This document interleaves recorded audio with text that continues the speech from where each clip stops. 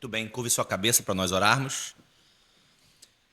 Senhor Deus, bendito e santo, grande é o Senhor. Quem é Deus senão o Senhor? Um Deus poderoso, criador dos céus e da terra, que domina sobre todas as coisas, e um Deus tão amoroso, tão gentil, tão bondoso e misericordioso conosco, Senhor, a ponto de enviar o seu único filho para morrer por nós na cruz do Calvário. E hoje, no domingo, como todos os domingos, nós celebramos a vitória do Senhor sobre a morte, a sua ressurreição e a vida eterna que o Senhor nos concedeu pela sua morte e ressurreição. Nós te louvamos, nós bendizemos o teu nome, nós fazemos isso em memória do Senhor e nós fazemos isso anunciando o Senhor até que o Senhor volte para governar sobre todas as coisas, para governar sobre os céus e sobre a terra.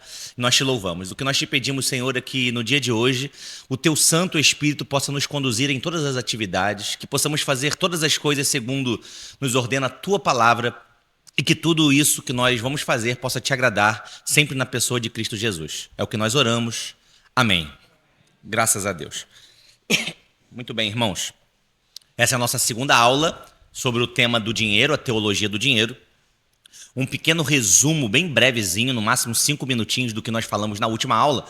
Uma vez que a última aula nós tivemos muitas perguntas, não é? Alguma polêmica, o pessoal perguntando e tal. Vou tentar dar um pouquinho de ritmo aqui num resumo a respeito da última aula para que todos possam compreender, inclusive porque há pessoas aqui que não estavam na primeira aula. Nós começamos falando a respeito da relevância do assunto. Nós mostramos a grande quantidade de citações que a Bíblia e os evangelhos trazem a respeito do dinheiro. Nós vimos, por exemplo, que a palavra dinheiro aparece 3 vezes mais do que a palavra amor nos evangelhos. Isso é surpreendente, não é? Ainda que o tema do amor seja central, a palavra amor aparece em torno de 10 vezes nos evangelhos, enquanto a palavra dinheiro aparece 30 vezes nos evangelhos. As parábolas também, por exemplo, 40% das parábolas de Jesus envolviam o tema do dinheiro, o tema da administração dos recursos, da herança e etc. São 16 parábolas de Jesus sobre esse tema. Dada a relevância do tema, nós prosseguimos dizendo que os abusos cometidos por algumas igrejas não podem nos fazer negligenciar esse tema. É verdade que muitas igrejas só falam de dinheiro nos nossos dias.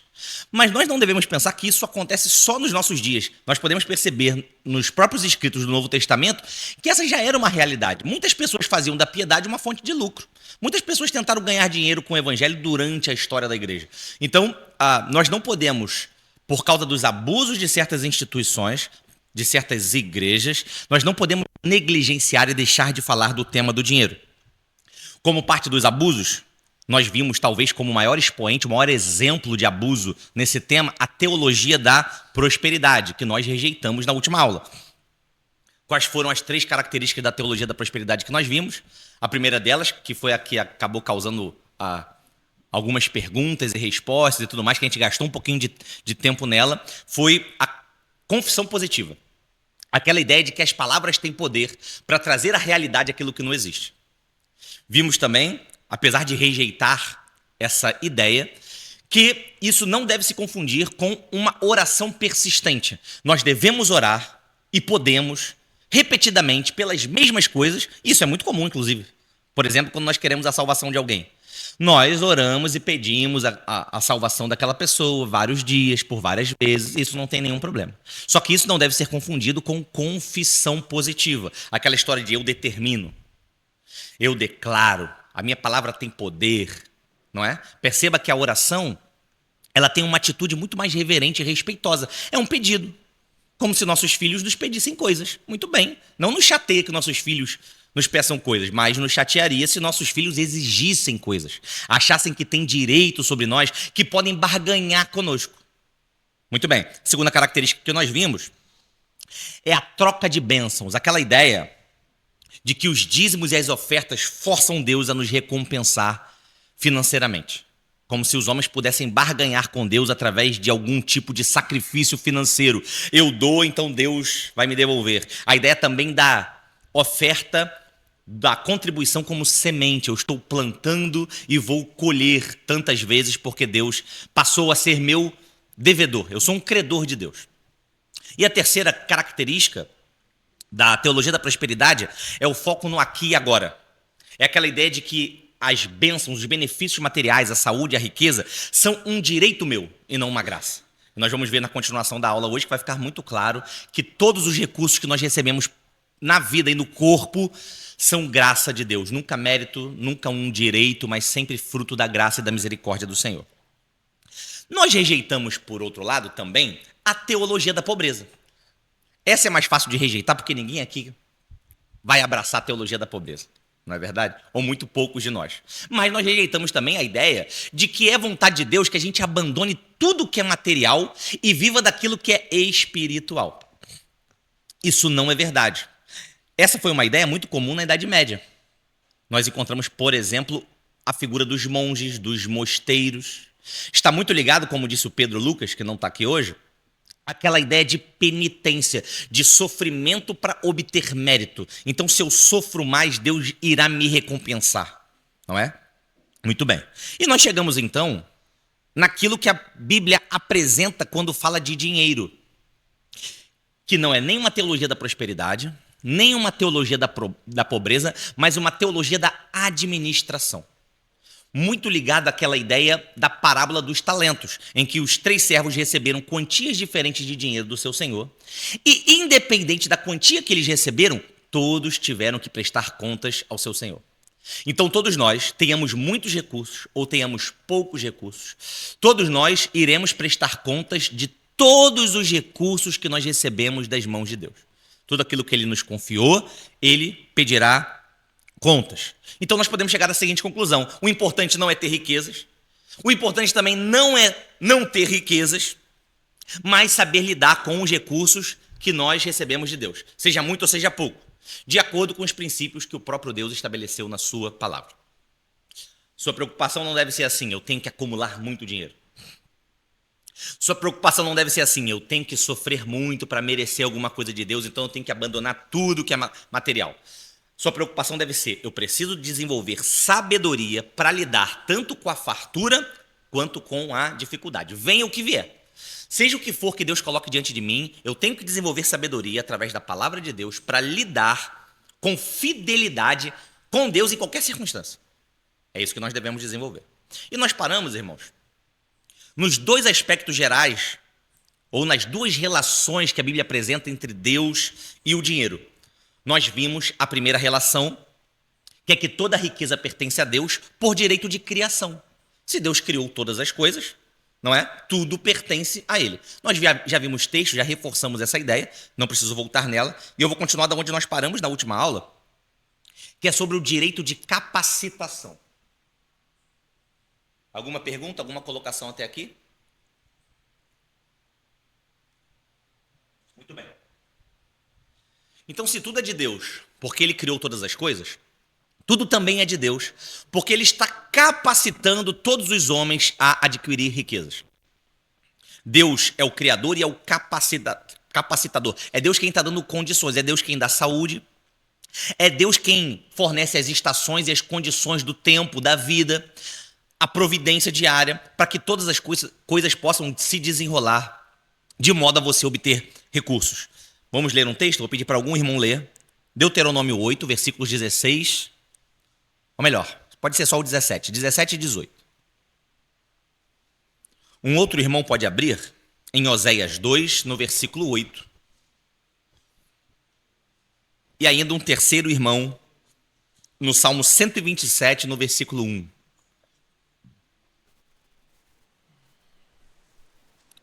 Leia com calma, em alta voz, para todos ouvirem.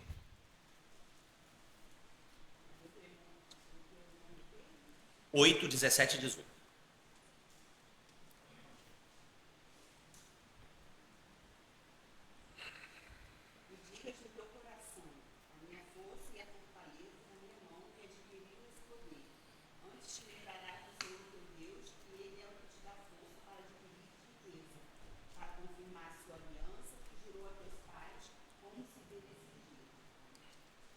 Muito bem.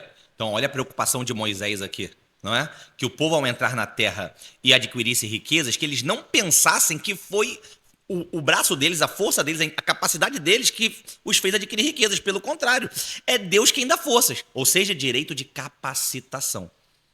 Oséias 2:8.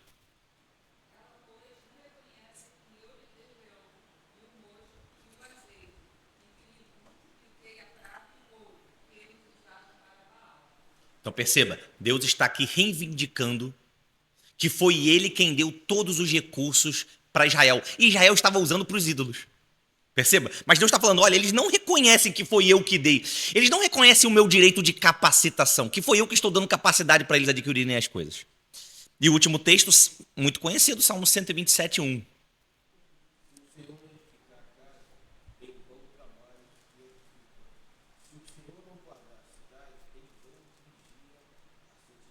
Amém. Esse texto é bem claro, nos mostrando que é Deus quem faz prosperar todo o trabalho humano. Percebe aqui? Se o Senhor não edificar a casa, em vão trabalham os que a edificam. Trabalhem muito, homens. Trabalhem demais. Edifiquem casas. Se o Senhor não edificar a casa, vocês vão trabalhar em vão. A casa nunca vai ser edificada. Porque é Deus quem está capacitando os homens. Nós não sabemos nem qual será nosso estado de saúde no dia de amanhã ou daqui a algumas poucas horas. Estava contando para vocês aqui no início que eu, de repente, fui acometido por, nesses últimos dias, passei mal, de repente. Como pode? Nós não controlamos essas coisas. Deus é o Deus da providência. Muito bem. Então, ele tem o direito, não só por ser o Deus criador, por ter criado todas as coisas, mas ele também tem o direito porque ele está capacitando os homens a adquirir riquezas. Então, sendo dono de tudo que existe, tanto por direito de criação quanto por direito de capacitação, Deus também tem o direito de entregar os recursos da terra, incluindo o dinheiro, incluindo saúde, a quem ele desejar, sem exigir em troca fé, obediência, santidade de vida, sacrifícios financeiros, ofertas. Por isso nós vemos na vida real, na prática, né, a teologia tem que ter uma correspondência prática. Por isso que nós vemos na vida real ímpios que prosperam. Alguns ímpios prosperam, é verdade, porque trabalham muito, se dedicaram muito, estudaram muito, e o sol nasce sobre justos e sobre injustos. Muito bem. Então eles trabalham muito, se esforçaram muito, eles adquiriram riquezas. Outros ímpios também parece que tiveram sorte na vida. Tem pessoas, né, que de repente certas coisas acontecem e elas nem sabem explicar como elas chegaram naquele determinado nível. E outros ímpios ainda prosperam de maneira ilícita. Deus permite na sua providência porque ele é o dono dos recursos, porque ele é o dono da capacitação, porque ele é o dono de todas as coisas. Deus decide entregar recursos mesmo a certos ímpios que agem de maneira ilícita, de maneira imoral, de maneira irregular. Isso é injusto da parte de Deus? Eu pergunto a vocês. Vamos, pode falar. Uhum. Sobre a prosperidade. Com certeza, há em Deus uma dose de parcialidade. Isto é, Deus dá a algum aquilo que na sua providência divina nega a outros. Isso é verdade quando ele concede saúde, inteligência, prosperidade e todas as demais bênçãos comuns à vida. Em sua providência ele concede essas coisas a uns e nega a outros. Isso com certeza é parcialidade. Deus não trata a todos da mesma maneira. Contudo, não há nisso nenhuma injustiça, pois Deus não deve nada a ninguém. Nem é por causa da própria pessoa, porque sejam quais forem as razões de Deus, elas não estão no caráter ou na justiça daqueles que recebem essas bênçãos. Sim. Antes é tudo uma questão de pura e imerecida graça. Muito bem, exatamente. Por isso nós podemos ver ímpios que prosperam e no outro polo nós vemos também muitos crentes fiéis que passam dificuldades financeiras. Muitos crentes que se esforçam, muitos crentes estudiosos, trabalhadores, que passam por dificuldades que por vezes os ímpios não passam. E é normal subir ao nosso coração aquela sensação de injustiça. Como, por exemplo, o Salmo 73 nos traz. Se você quiser abrir comigo aí. Eu mesmo vou ler esse salmo, uma vez que eu vou pular os versículos para nós não lermos o salmo inteiro. Olha o que diz o Salmo 73. Eu vou ler os versículos 2 e 3 e depois do 12 ao 18. Diz assim: Quanto a mim, os meus pés quase se desviaram. Pouco faltou para que escorregassem os meus passos, pois eu tinha inveja dos nécios, quando via a prosperidade dos ímpios. Versículo 12. Eis que estes são ímpios e prosperam no mundo, aumentam em riquezas. Na verdade, que em vão tenho purificado o meu coração e lavei as minhas mãos na inocência, pois todo dia tenho sido afligido e castigado cada manhã.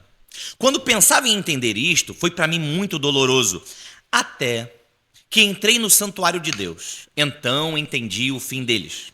Certamente tu os puseste em lugares escorregadios, tu os lanças em destruição. Então, quando nós pensamos, e até o salmista, em algum momento, ele teve essa sensação de injustiça e os seus pés quase se desviaram, ele diz, quando nós temos essa sensação de injustiça, quando vemos a prosperidade dos ímpios, e eu digo principalmente aqueles ímpios imorais. Por quê? Porque, como eu disse no início, há ímpios que prosperam sendo honestos nos seus negócios, trabalhando muito, se esforçando muito. Então nós conseguimos enxergar, nas nossas relações horizontais, nós conseguimos até enxergar algum mérito neles. Nós até torcemos pela prosperidade deles em algum sentido, porque nós vemos esforço. Nós nos compadecemos, nós temos empatia por eles. Muito obrigado, Luan. Obrigadão. Nós sentimos empatia por eles, então nós nos colocamos no lugar deles e nós pensamos o seguinte, olha, eles trabalharam tanto que tudo bem eles prosperarem. Mas não é sobre esses ímpios que eu digo. Eu falo sobre aqueles que prosperam, e o Brasil está cheio deles, daqueles que prosperam impiamente, de forma imoral, roubando do pobre, criando leis injustas, superfaturando obra, tomando o Brasil de assalto, como o Brasil está tomado, não é? Por poderes. Então, quando nós olhamos para esses homens, é normal um senso de injustiça subir ao nosso coração. Só que o direito de criação e o direito de capacitação devem excluir essa ideia de injustiça. Porque, no final, todos os recursos pertencem a Deus, a nenhum dos homens. Sejam aparentemente capacitados ou não. Tenham feito por merecer, aparentemente ou não. Trabalhem muito ou pouco. Sejam crentes ou sejam infiéis. Sejam ofertantes ou nunca tenham dado R$1 na igreja. Se tudo pertence a Deus e é Ele quem capacita os homens a adquirir riquezas, não há injustiça da parte de Deus em distribuir os seus recursos da maneira que Ele desejar. Ele é livre para isso. Ele tem todo o poder. Ele é soberano para distribuir aquilo que pertence a Ele. É como se algum de nós tivesse que dar satisfação para outra pessoa do dinheiro da nossa carteira. Imagina, eu falar para você, por que você está gastando dinheiro com isso aí? Você fala, rapaz, eu que trabalhei, isso aqui é meu. Não tenho satisfação para lhe dar. Tudo é de Deus, tudo lhe pertence. Então Deus vai administrando os seus próprios recursos da maneira que Ele acha adequado. E nós devemos ter a consciência de que nós somos apenas gerentes, mordomos desses recursos. Imagina um gerente da loja assim, o camarada abriu uma franquia assim, deu a chave na tua mão, ó, você vai gerenciar a minha loja. Isso significa que você pode vender tudo que está lá dentro? Que você pode fazer o que quiser com os produtos que estão nessa loja? Obviamente que não. Você é um mordomo, você é um gerente. E o dono da loja vai pedir contas a você. O que você está fazendo com o que é meu? Da mesma maneira, Deus. E uma outra lição muito importante é que Deus tem um plano bem definido e claro nas Escrituras para os recursos que Ele nos confia. Então perceba, Ele é o Senhor da riqueza, Ele é o Criador de tudo, Ele está capacitando os homens, Ele distribui as riquezas, mas além de distribuir as riquezas, Ele está estabelecendo como essas riquezas devem ser gastas. Isso é importante. Deus deixou um padrão de como nós devemos utilizar os nossos recursos. Então eu queria ver com os irmãos 4 propósitos bem claros nas Escrituras que nós podemos ver para aquilo que Deus concede recursos, como nós devemos utilizá-los. O primeiro e principal propósito que nós encontramos na Bíblia, como plano de Deus ao nos dar recursos, é suprir as nossas necessidades e as necessidades da nossa família. Então, a primeira intenção de Deus a nos dar qualquer centavo de dinheiro é nos sustentar, é a manutenção da nossa vida e o sustento da nossa família. Nós vamos ver daqui a pouco o capítulo 6 de Mateus, não é, dentro do Sermão do Monte, em que Jesus disse que o Pai sabe das nossas necessidades. O Pai sabe de tudo aquilo que nós precisamos. Inclusive, Jesus nos incita a orar pedindo o pão de cada dia. Nós vimos há um tempo atrás, no estudo do Catecismo de Heidelberg, quando nós estudamos a oração do Senhor, quando nós chegamos nessa frase, nessa oração, nós vimos que esse termo abrange tudo aquilo que é material e tudo aquilo que é referente ao corpo. É um termo abrangente. O pão de cada dia não é literalmente só o feijão com arroz, mas é a saúde, são as condições favoráveis, é um clima adequado para a alimentação, para o plantio, para a colheita. Então, tudo aquilo que é necessário para o desenvolvimento dos recursos, nós estamos pedindo quando pedimos, dá-nos o pão de cada dia. O termo indica sustento. Isso aqui é muito importante. Vou pedir, antes de continuar a meditação, eu queria pedir para algum irmão ler 1 Timóteo 6,8. Texto muito conhecido.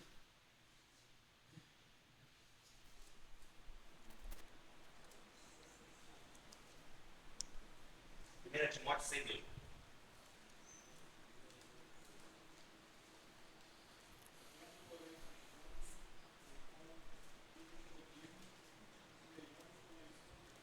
Amém.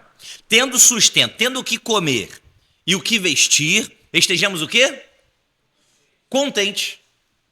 Deus está comprometido com as nossas necessidades, não em fazer sobrar dinheiro na nossa conta. Não existe essa promessa na Bíblia. Deus está bem comprometido em nos sustentar, em nos dar tudo o que nós precisamos. Isso é muito claro nas Escrituras. E quando Deus nos dá aquilo que nós precisamos, aquilo que mantém a nossa vida, o nosso sustento, e tira a nossa vergonha, né? Uma roupa para vestir é o suficiente. Então, tem gente que diz assim, eu ganho tão pouco. O que eu ganho é suficiente para pagar as contas, fazer umas comprinhas de casa, paguei a conta de luz, paguei a conta de água, fiz umas compras, mas não sobrou nada para o mês seguinte. Muito bem, Deus está te sustentando. Deus te deu o suficiente para você manter a sua vida. Não faltou nada? Glória a Deus. Talvez você pense assim, mas não sobrou nada para o mês que vem, nem a poupançazinha eu estou conseguindo fazer ultimamente. Muito bem, o Deus que te sustentou graciosamente pela graça hoje, Deus vai te sustentar pela graça amanhã. Você tem que confiar em graça futura. Você não tem que confiar na segurança que o dinheiro guardado dá. A mesma graça que te sustenta hoje, você tem que confiar que Deus providenciará pela graça o sustento no futuro. Deus está bem comprometido com isso. Jesus deixa claro. Nós vemos também uma relação importante na Bíblia, que é a relação entre sustento, dinheiro e trabalho. Dinheiro, sustento e trabalho. Atos 20 e 34, eu vou ler para ganhar tempo. Paulo aqui está se despedindo dos Efésios, né, da igreja de Éfeso, e olha o que ele diz, Atos 20 e 34. Vocês sabem que estas minhas mãos trabalharam para prover as minhas necessidades e as dos que estavam comigo. Olha o que Paulo está falando. Essas minhas mãos trabalharam para prover, vocês sabem disso, vocês me viram trabalhando. Essas minhas mãos trabalharam para prover as minhas necessidades e as dos que estavam comigo. Então, Paulo trabalhou, Deus providenciou recursos e aqueles recursos serviram para manutenção da vida de Paulo. 2 Tessalonicenses 3,10, um texto que alguns às vezes gostam de polemizar. Quem não quiser trabalhar, não coma. Veja, não é quem não puder trabalhar, não é? Nós assistimos e devemos assistir aqueles que não podem, eventualmente, por circunstâncias da vida, idade, doença, enfim, acometeram aquela pessoa, nós devemos ajudar, obviamente, para que aquela pessoa seja sustentada. Mas quem não quiser trabalhar também não deve comer. A relação entre sustento, dinheiro e trabalho. Mais um texto, 1 Timóteo 5,8. Algum irmão pode ler? Agora nós vamos ver a ideia de Deus nos ordenando cuidar da nossa família.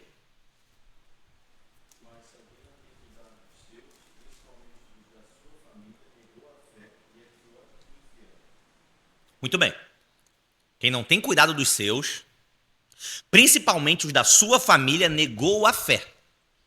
Então o nosso sustento e o sustento da nossa família vem como prioridade na administração dos recursos que nós recebemos de Deus. Quando Deus nos concede recursos, a prioridade nas Escrituras é a nossa manutenção de vida e o sustento da nossa família. Um segundo propósito que a Bíblia nos apresenta é que nós possamos abençoar com esses recursos que nós recebemos pessoas, terceiros que não fazem parte do nosso convívio mais próximo. Por quê? Porque Deus tem compaixão dos necessitados e nós também devemos ter. Olha o que diz aí o Salmo 10, versículo 14. O indefeso confia em ti, tu amparas o órfão. Salmo 68, 5, esse texto tão bonito. Pai de órfãos e juiz de viúvas é Deus no seu lugar santo. Vou repetir. Pai de órfãos e juiz de viúvas é Deus no seu lugar santo. E Tiago 1,27. A religião pura e verdadeira aos olhos de Deus, o Pai, é esta: cuidar dos órfãos e das viúvas em suas necessidades. Então está nos planos de Deus, ao nos conceder recursos, ao nos dar riquezas, que nós possamos abençoar pessoas que precisam. Então, Deus quer o nosso desprendimento, a nossa generosidade, que não sejamos egoístas com os recursos que não são nossos, que pertencem a Ele, que Ele está nos concedendo para administrar. Voltando ao exemplo do gerente, é como se o dono da loja deixasse regras bem claras. Olha, essa é a loja, esses são os recursos, administre-os dessa maneira. Então Deus está dizendo, olha, você ao receber esses recursos que são meus, quando eu confio esses recursos a vocês, vocês devem utilizar dessa e dessa maneira. A primeira, para sustento próprio e da sua família. Segundo, para ajudar os necessitados. Deuteronômio 15:11. Algum irmão pode ler?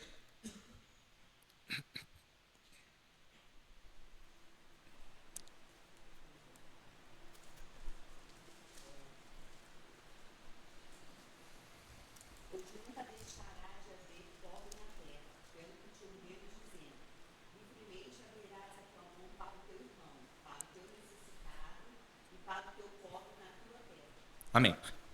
Então aqui, esse aqui é um texto descritivo ou normativo? Normativo. Há uma ordem, não é? Deus está dizendo claramente, livremente abrirás a tua mão para o teu irmão, para o teu necessitado e para o teu pobre na tua terra. Lucas 3, versículos de 7 a 11. Vou pedir para outro irmão ler. Lucas 3, de 7 a 11. Dizia, pois, João à multidão que saía para ser batizado por ele. Raça de víboras, quem vos ensinou a fugir da ira que está por vir? Produzi, pois, frutos dignos de arrependimento, e não comeceis a dizer em vós mesmos, temos Abraão por pai, porque eu vos digo que até destas pedras pode Deus suscitar filhos a Abraão. E também já está posto o machado à raiz das árvores. Toda árvore, pois, que não dá bom fruto, corta-se e lança-se no fogo. E a multidão o interrogava, dizendo, que faremos, pois? E respondendo ele, disse-lhes, quem tiver 2 túnicas, reparta com o que não tem. E quem tiver alimentos, faça da mesma maneira. Amém. Perceba aqui que a piedade passa por nós nos compadecermos de outras pessoas que também são a imagem e semelhança de Deus. Aquele que não ama os homens ou aos irmãos a quem vê, não pode amar a Deus a quem não vê. Então, a face de Deus está refletida em algum sentido em todos os homens. Nós devemos acudir os necessitados. É isso que Deus quer que nós façamos com os recursos que Ele nos deu. Então, perceba, aquela ideia de que você está fazendo um favor, ela existe quando nós falamos das nossas relações horizontais, mas quando nós falamos com relação à nossa vida com Deus, quando nós ajudamos os necessitados, nós estamos apenas administrando aquilo que é de Deus da maneira que Ele mandou. É a vontade de Deus que nós façamos assim. Que você não seja apegado às riquezas a ponto de virar o rosto para a necessidade do teu irmão. E entre os necessitados, a Bíblia afunila mais ainda, digamos assim, não é? Dizendo que dentre esses necessitados, nós devemos acudir principalmente os crentes, os nossos irmãos. Gálatas 6:10. Então, enquanto temos tempo, façamos bem a todos, mas principalmente a quem? Aos da família da fé. Então, principalmente aqueles nossos irmãos necessitados devem receber de nós os recursos que nós recebemos do Senhor. Eu citei aqui o livro A Economia do Reino, né, do Mateus Ortega, na semana passada. E o livro é muito interessante, mas eu gostei mais da introdução do livro do que do livro mesmo, do que da ideia do livro. A introdução me capturou, sabe? Eu consegui entrar, eu estava dentro da história que ele estava contando ali. E ele começa a dizer naquela introdução que ele foi até o céu para entender a economia do reino, como funcionava a distribuição de recursos, a alimentação, as riquezas e tudo mais. E ele tem um encontro com um anjo e ele voltaria para a terra para aplicar na terra a economia do reino. E ele percebe, e aí ele começa a vislumbrar o Éden em algum sentido, e ele percebe que lá não sobra nada para ninguém e ninguém também tem falta. Como todos têm recursos diferentes, veja, tem galardões diferentes, ainda assim tudo acontece de maneira harmônica. Como todos se deleitam nos recursos que são de todos. Ninguém se apropria de algo como sendo seu. Não há mesquinharia. E é obviamente assim que será o céu, ainda que ali seja uma descrição poética do Éden. Então, nós devemos fazer o quê? Na nossa vida terrena, o venha o teu reino também diz respeito a isso, a nós aplicarmos as normas, os princípios do futuro reino no qual nós viveremos, nesse reino terreno que nós estamos aqui. Essas relações perfeitas que haverá no futuro, nós devemos tê-las como padrão, como medida, como critério para hoje. Então nada será exclusivamente nosso no futuro, nada é exclusivamente nosso hoje. Não importa quanto você tem, pouco ou muito. E também veja, isso aqui não é um alerta só para os ricos não, tá? O rico tem que contribuir, o rico tem que ajudar o necessitado, nada disso. Hospitalidade, contribuição, ajudar com recursos aos necessitados é uma tarefa de todos, até dos pobres. Até quando você tem muito pouquinho, você tem que repartir aquele pouquinho que você tem. Ninguém tem tão pouco que não possa repartir alguma coisa com alguém que tem menos do que ele, ou com alguém que tenha tão pouco quanto ele. Então, esse é um dever de todos nós. Henrique, eu estou passando um aperto muito grande financeiro. Muito bem. Pegue os seus recursos, use para o sustento da sua família e para o seu próprio sustento e ajude quem precisa, ainda assim. Nem que seja repartindo ou compartilhando uma xícara de café aí, um copo d'água, não é? Pode falar. Essa viagem ao céu, eu me lembro de uma ilustração que eu achei muito interessante também, do sujeito que foi para o inferno. E no inferno eles viam várias pessoas, né, sentadas em redor de uma mesa, e a mesa com uma comida farta, assim, no centro, várias tigelas com muita comida, mas todos muito magros e raquíticos, porque as colheres que eles tinham tinham um cabo muito longo, então eles não conseguiam pegar a comida e botar no prato deles. Agora estava todo mundo magro. E aí ele foi ao céu e viu a mesma mesa, né, com as mesmas circunstâncias, com aquelas colheres compridas e as pessoas todas fortes e vigorosas. Por quê? Porque eles pegavam a comida e serviam o prato do outro. Sim. Né? Então essa questão de repartir, eu vejo duas coisas. Primeiro, o C.S. Lewis. Se aquilo que você reparte é só aquilo que te sobra, eu diria que seu amor é muito pequeno. E, em segundo lugar, o repartir também, eu acho que tem um outro aspecto que eu acho que é muito importante. Você está falando do pobre que não tem muitos recursos. Mas, às vezes, nós podemos repartir conhecimento. Né? Fazer uma outra pessoa aprender a trabalhar em alguma área. Que a gente possa se desenvolver e ela mesma possa... Você mesmo ganhar o recurso trabalhando. Sim. Né? Aquela questão do ensinar a pescar. Sim. Não só dar o peixe, mas ensinar a pescar. Eu acho que é muito importante essa questão também. Sim. Você me fez lembrar aqui um bom exemplo para os nossos dias, quando nós estabelecemos esse critério, essa hierarquia de prioridades para aquilo que nós devemos usar o dinheiro, quando nós falamos que a primeira intenção de Deus é nos sustentar e sustentar a nossa família, você já deve ter ouvido por aí exemplos do tipo em algumas igrejas. Olha, você só tem o dinheiro do dízimo ou do gás. Já ouviu isso? Aí, o que você tem que fazer? Aí alguns vão falar, não, você compra o dízimo, paga o dízimo. Seja fiel ali no dízimo e você fica sem o gás lá. Deus vai providenciar. Nunca faça isso. Se você tem R$80, o gás custa R$80, e você tiver na dúvida entre entregar uma oferta ou comprar o seu gás, você compra o seu gás. Por favor. Não é? Haverá quem sustente o reino de Deus. Agora, também não significa que você, né, vai se utilizar desse princípio para nunca contribuir. Eu vou chegar na parte das ofertas. Se utilizar da sua pobreza para ser avarento. Pobreza não é desculpa para ser avarento. Nem na obra de Deus, nem com os irmãos. E você vai perceber, inclusive o nosso próximo tópico, que ofertar é um dever, mas também é um grande privilégio. É uma grande honra que Deus nos dá, é uma graça. Paulo chama de graça em 2 Coríntios. É uma grande graça poder contribuir com o evangelho, contribuir com outras pessoas. Não é? Hoje em dia é muito difícil acumular. A gente passa aí, tanta gente pedindo, mas a gente não sabe por que aqueles recursos vão ser utilizados. Tem gente que utiliza para droga. O centro do Rio, por exemplo, é terrível, né? Que anda pelo Rio ali, você recebe pedidos de 5 em 5 minutos. Primeiro que se você for doar todas as vezes que você faz o pedido, é você que vai ter que pedir, porque é muita gente. E segundo, porque são pessoas que às vezes você olha assim, você percebe que está num estado alcoolizado ou drogado, e é aquela pessoa. E obviamente que não é um julgamento por ela estar nesse estado, nós sabemos que a condição de rua e os problemas da vida podem levar a pessoa ao alcoolismo, coisas do tipo, mas aquele dinheiro não vai fazer bem para ela. Muito provavelmente aquele dinheiro vai ser utilizado para adquirir coisas que vão fazer mal à sua saúde. A Rosana estava lembrando disso há pouco tempo. Tinha um sujeito Marisa pedindo dinheiro lá nos arredores do BNDES, né?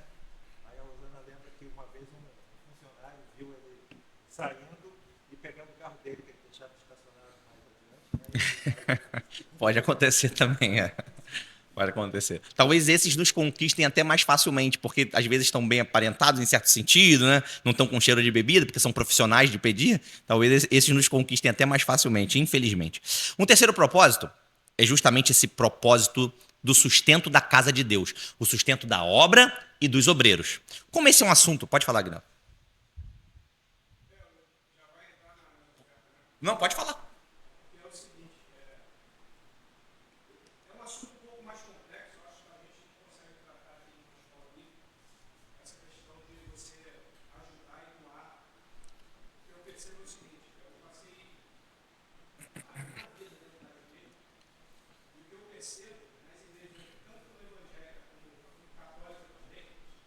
Existe uma cultura de doação muito forte. No Brasil, a gente percebe que existe uma tendência, que pode ser pelo causa do catolicismo, de que as igrejas evangélicas, e vou incluir a igreja católica aí, na sua teologia, até a teologia da libertação, mas isso muito forte, é essa questão de ajudar o próximo. Mas o problema que a gente tem aprendido aqui, até o grupo nos ensinou, muitas vezes, existem critérios para isso. Porque às vezes a gente, nesse intuito de dar, é claro que temos que pensar que você trabalhar o quanto puder, poupar o quanto puder e doar o quanto puder. Mas existem os critérios para essa parte de doar, que eu vejo que a gente não vejo muita dificuldade nisso. O problema está como nós fazemos isso. E eu estou falando isso até dentro da igreja. Já passei por situações dentro da igreja de pessoas se aproveitar dessas circunstâncias para viver uma vida de pedinte, entendeu? E trazendo até transtorno para os irmãos por não fazer isso por ele, e uma vida de vitimismo e de problemas que causava sérios danos para a igreja. Então, é uma avaliação que nós podemos ver, porque a gente vive numa cidade de doação. Né? Sim. A gente tem aí um bocado aí, que é uma distribuição de venda aí, que as pessoas não querem mais trabalhar. A gente achar uma pessoa para trabalhar autônomo ou um profissional geral hoje na nossa cidade, tá quase que impossível. Por quê? É mais fácil ficar em casa e receber no grupo, né? E aí a gente percebe que existe esse critério hoje, eu acho que mais contundente, mais problemático do que essa questão de nossa de não querer doar. Porque é o seguinte, a avareza, tem tantos que tem e tantos que não tem. Tem gente que é avarenta, Tendo pouco, sem dúvida. E tem gente muito generosa que tem muito, é. O outro que tem. A gente vê isso pelos igrejosos. A grande questão, eu vejo, é que nós temos uma dificuldade de criar esses critérios de ajuda e ajuda mútua, por causa justamente porque a gente entra na questão que nós temos que ajudar, isso daí é óbvio, acho que ninguém aqui é contra isso. Se falar que ninguém gosta de ajudar, levantar a mão pode ir embora.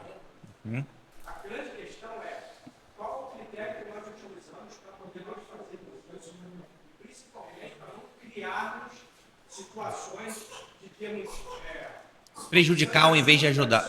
esse parasita nas nossas costas, ao invés de fazer o que o Bruno falou de doar conhecimento, fazer com que a pessoa, ela por si só, ela tenha o recurso até para ela também ajudar outros. Isso daí é uma coisa que eu vejo que não fica muito claro. A grande questão também, às vezes, que a gente encontra pessoas com dificuldade financeira, isso pode acontecer comigo, por não saber cuidar daquilo que ele tem. Eu não estou falando de quantidade. A gente tem um cara aqui que é praticamente um equipamento financeiro, a gente sabe que lidar com dinheiro não é fácil. Não é fácil. Às vezes a pessoa ela recebe 5, gasta tudo. Recebe 8, gasta tudo. Recebe 10 e gasta tudo. Continua na mesma posição. E aí a gente percebe que também existe a questão do critério tem que saber lidar com o dinheiro para ele não se tornar algo que é prioritário na sua vida, vou dizer até um Deus, e você não sabe. A gente vai chegar lá. Pode falar. Estou lembrando de uma vez que uma colega de trabalho chegou do almoço com lágrimas nos olhos, aí veio me procurar, tudo, por favor. Tinha um senhorzinho não, um homem, né, que durante anos também ficava ali nas cercanias do PNDES. Ele não pedia nada, mas as pessoas acabavam dando para ele, sabe? Às vezes ele estava chovendo, aí ele vendia guarda-chuva, assim, eventual, alguma coisa assim. Mas ele começou a emagrecer muito. E essa colega ficou muito preocupada com ele, né? Vai lá falar com ele, por favor. Aí fui eu com um outro colega que era contador de uma ONG cristã que trabalhava com população de rua. Aí fomos lá e o nosso colega, o Aloysio, chegou e disse assim, olha, você não quer ir para um abrigo muito bom, né? Você vai ter café, almoço, jantar, você vai aprender a consertar ventilador, batedeira, ferro elétrico, liquidificador, vai ter uma condição de depois de arrumar trabalho para você. Aí ele, onde é que é Nova Iguaçu? Prefiro ficar aqui. Assim, a gente pode fazer algumas considerações a respeito disso, né? Que o Agnello disse, e o Túlio, né? Assim, da mesma maneira que nós falamos no início, que os abusos que as igrejas cometem com relação ao dinheiro não devem nos fazer não falar de dinheiro, a gente não pode correr para o outro extremo. Da mesma maneira, existem abusos com aqueles que recebem ajuda. Claro que há. Mas isso não pode nos fazer deixar de contribuir com os necessitados. Então, perceba, Deus está estabelecendo, por isso que eu disse, através de um texto normativo, em Deuteronômio, um padrão de ajuda. Olha, ajuda o teu irmão, ajuda o pobre na tua terra, porque nunca deixará de haver pobre. Então, cuida dele. Muito bem. O texto ali não assume a ideia que eles vão fazer boa utilização dos recursos. Ele apenas nos dá uma ordem, é meio que parecido com honra teu pai e tua mãe. Ainda que a gente saiba que há deveres dos pais, dos superiores, nós sabemos disso, há deveres. Mas os deveres dos inferiores para com os superiores estão mantidos, a despeito dos superiores, em certo sentido. Então, perceba, é claro que nós devemos evitar os abusos. Existia um documento, ou existe ainda esse documento, né, chamado Didaquê, não sei se você conhece, é um livrinho a respeito da doutrina dos apóstolos, no primeiro século. Por exemplo, a Bíblia fala sobre hospitalidade, mas o Didaquê vai falar o seguinte, olha, o camarada chegou na sua casa para se hospedar, ele ficou um dia, muito bem, receba o bem. No segundo dia que ele ficou, é o máximo, tá? Se ele pedir um segundo dia de hospitalidade, você até acolhe ele. Do terceiro em diante é falso profeta. Manda ele embora porque ele está se aproveitando de você.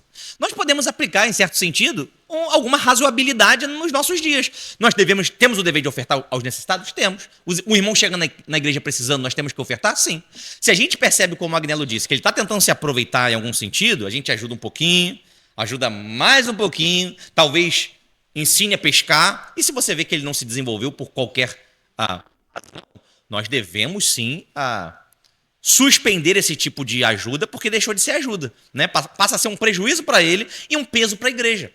Nós vimos os apóstolos em algumas circunstâncias tendo que trabalhar para dar bom exemplo e não ficar pesado para os irmãos. Eles tinham o direito de receber ofertas e viveram com as ofertas da igreja. Muito bem. Ainda assim, eles trabalhavam. Então, quando nós falamos... Parou... não, está funcionando. Quando nós falamos de ajuda, assistência social, esses... programas governamentais, se nós pegássemos os princípios bíblicos, de fato o número de pessoas que são assistidas diminuiria muito. Significa que não deve ter programa social? Claro que não. Existem pessoas que não podem trabalhar, estão incapacitadas. E nós podemos ajudar. Esse dever não deveria ser do Estado, na verdade, né? Se nós parássemos para pensar. Muito bem, mas não vou entrar nesse assunto político. Mas essas pessoas precisam de assistência, sem dúvida nenhuma. Outras pessoas, pelo critério bíblico, elas que podem trabalhar, provavelmente elas estariam desassistidas, porque elas são um peso para outras pessoas. Seguindo aqui, o terceiro propósito claro que nós encontramos nas Escrituras é justamente dar oferta, contribuir na igreja. Nós podemos falar mais claramente a igreja na qual nós congregamos, a nossa comunidade de fé, para o sustento da obra e para o sustento dos obreiros, missionários, pastores locais e tudo mais. Como esse tema é muito grande, eu vou passar por ele, estou apenas citando, e eu vou, provavelmente na próxima aula, eu vou abordar o tema da oferta em uma aula só, tá? Porque tem muitas coisas para nós falarmos.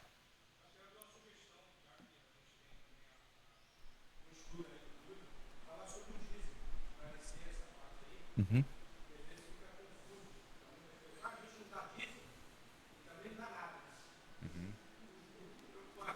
É, o não dá nada vai acabar semana que vem. Aham. Uhum.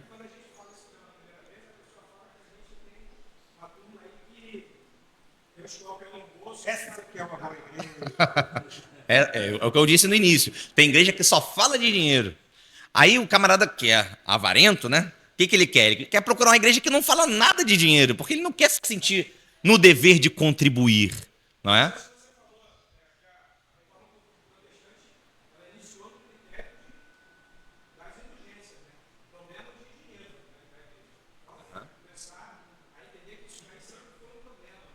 Sim, sem dúvida.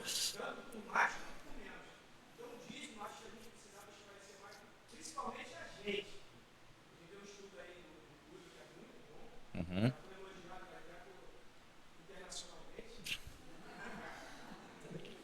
Tá publicado na Monergismo, né?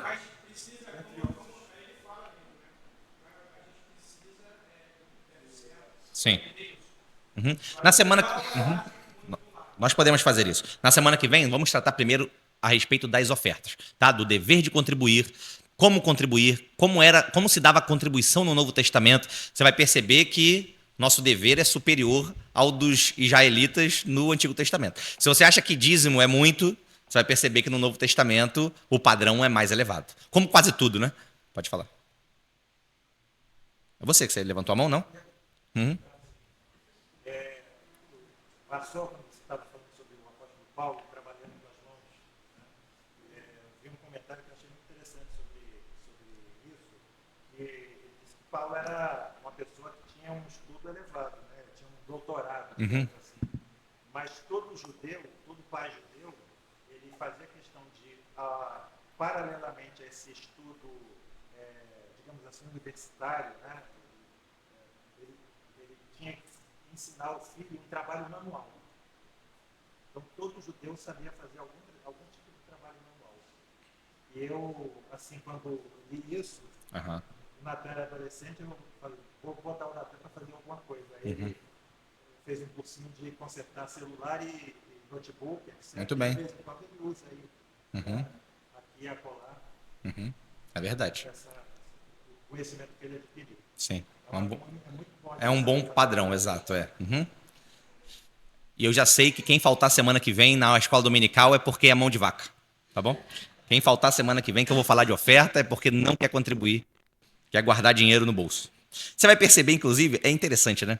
Abrindo mais um parêntese aqui, que em certo aspecto não é errado tratar as ofertas como semente, porque a Bíblia dá esse nome no Novo Testamento, nós vamos ver na semana que vem. Só que não no sentido que a teologia da prosperidade pensa, obviamente, de que Deus se torna seu devedor, que você está plantando ali e obrigatoriamente você vai colher naquele sentido. Mas o que eu quero dizer? Que Deus nos abençoa quando nós ofertamos.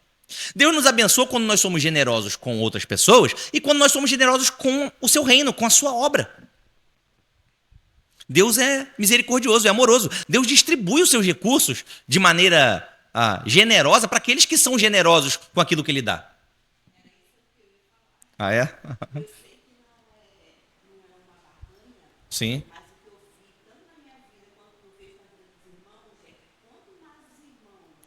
São desprendidos do dinheiro.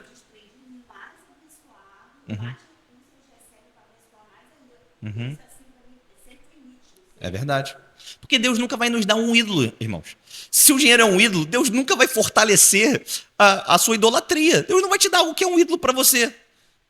Se o dinheiro não é um ídolo no seu coração, se você é desprendido do dinheiro, Deus não tem, se for da sua vontade, se ele tiver propósito, nós vamos ver isso aqui adiante, Deus não tem nenhum problema em te fornecer algo que pertence a ele, em ser generoso com os seus próprios recursos, uma vez que isso não vai contaminar o seu coração.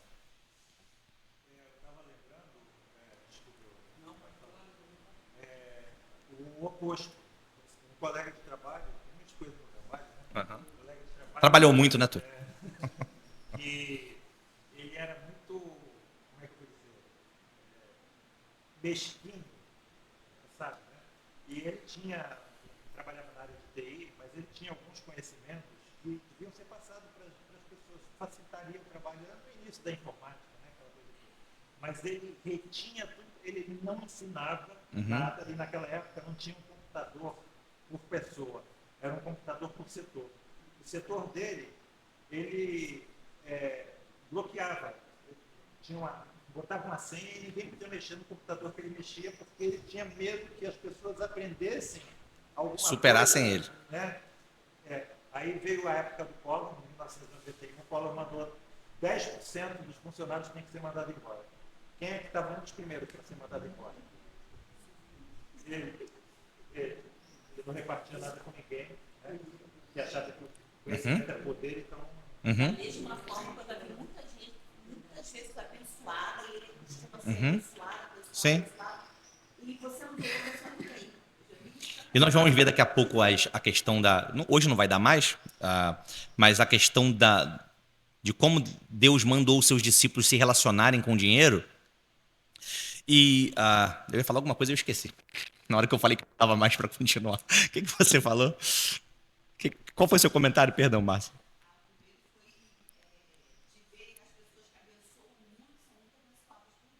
Aham.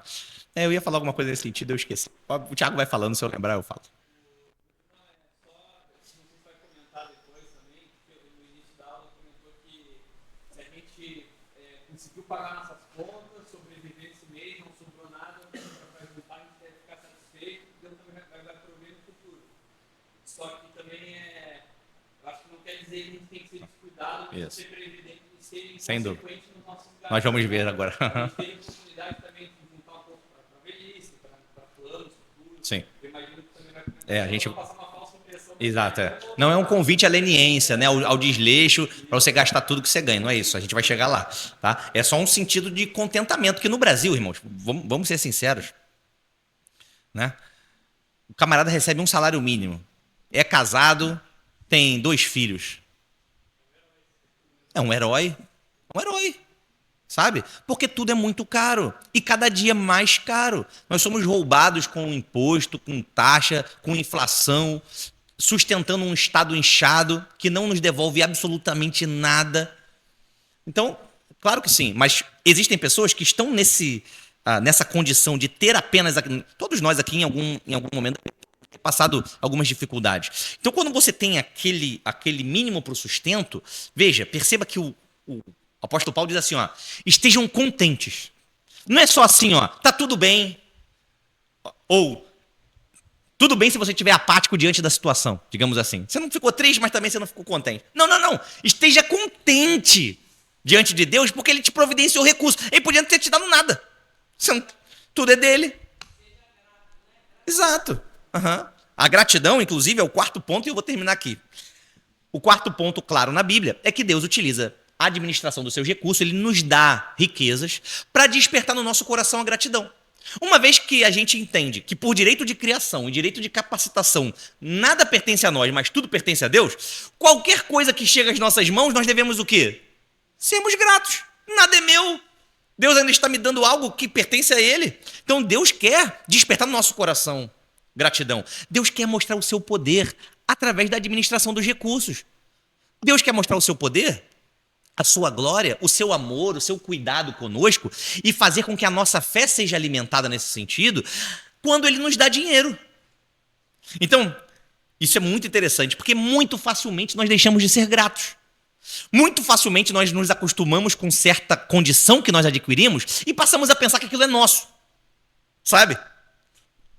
Eu estou estabilizado em determinada área da minha vida, e aqui nós estamos falando de dinheiro, e como eu estou com uma vida estável financeiramente, eu tenho segurança nisso, eu confio que isso aqui vai manter a minha vida, isso aqui é meu. E aí nós não despertamos gratidão. Você fala assim, afinal eu tenho trabalhado tanto, eu mereço um pouquinho disso aqui, que eu chego tão tarde, eu saio tão cedo para trabalhar, eu trabalho tanto, eu estudei tantos anos de faculdade. Não é? Então eu mereço esse salário Não merece. É Deus quem está te dando tudo pela graça. Ele é o dono de tudo porque criou, e ele é o dono de tudo porque ele te capacita cada dia para alcançar riquezas.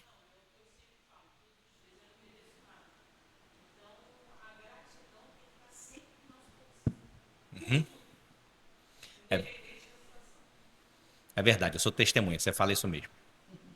Mas quem, para terminar? Muito bem. Assim, gratidão, a gente tem que se percebe esse espírito, mas recentemente eu estava estudando o Minoarco, né? No início da segunda semana. A gente tem que ser grato, mas também pode ser negligente com a justiça, você se tornou bem no nosso estado. A gente tem que saber se lamentar diante do Senhor. Claro. A lamentação, ela pode coexistir com a gratidão, mas ela não pode ser uma murmuração. Eu acho que acaba pegando a maioria das vezes, eu, por exemplo, se acaba sendo um pecado que eu carrego muito. A gente tem que também saber se lamentar e pedir, e não esquecer dessas injustiças. E não são questões totais, até pessoais, sabe? Acho que a gente acho que você acaba procurando. Não, a gente vai. É porque serão alguns dias e a gente vai abordar essa questão. E de fato nós podemos e devemos lamentar toda a miséria que o pecado nos traz, e essa é uma miséria do pecado. Né? 40% dos salmos são salmos de lamento, né? São lamentações. Alguns deles terminam sem esperança, inclusive, só no lamento mesmo. Então, lamentar faz parte, mas como você disse muito bem, o contentamento pode e deve coexistir com a lamentação, não é? Não são excludentes. Eu vou terminar aqui com o texto de 1 Crônicas, capítulo 29, 13. Os irmãos já podem, inclusive, ficar de pé para nós terminarmos. Aqui Davi está convocando o povo para juntar materiais, trazer materiais, madeira, ouro, tudo que tinha para trazer, para que o templo pudesse ser construído, não é? Davi era esperto, Deus falou, ó, quem vai construir não é você. Você não vai construir o templo, não. Aí Davi, tá bom, não vou construir não, mas eu vou preparar tudo para o meu filho construir. Então, ele queria participar da obra, muito bem. E aí ele convoca o povo a trazer ofertas, e Davi fica surpreso com a quantidade de oferta que chega. Chegou muita coisa. O povo foi muito generoso. E a gratidão no coração de Davi e do povo foi despertada. Olha o que diz 1 Crônicas. O texto é bem grande, mas eu só vou ler 2 versículos, o 13 e o 14. Ó nosso Deus, damos graças e louvamos teu glorioso nome. Olha o que ele está dizendo. Eles estão dando ofertas a Deus e não estão exigindo nada. Eles estão dando ofertas e Davi diz assim, te damos graças, Senhor. Louvamos o teu nome porque nós damos ofertas. Percebe a gratidão? Nós estamos entregando para o Senhor e ainda assim nós somos gratos ao Senhor e te louvamos. Mas quem sou eu e quem é meu povo para que pudéssemos te dar alguma coisa? Tudo o que temos vem de ti e demos apenas o que primeiro de ti recebemos. Amém? Então nós terminamos hoje com essas 4 características, ou com essas 4 ordens claras na Bíblia de como nós devemos administrar nossos recursos. Nós continuamos semana que vem tratando a respeito da contribuição na igreja. Vamos orar? Curve sua cabeça. Tiago, você pode fazer uma oração?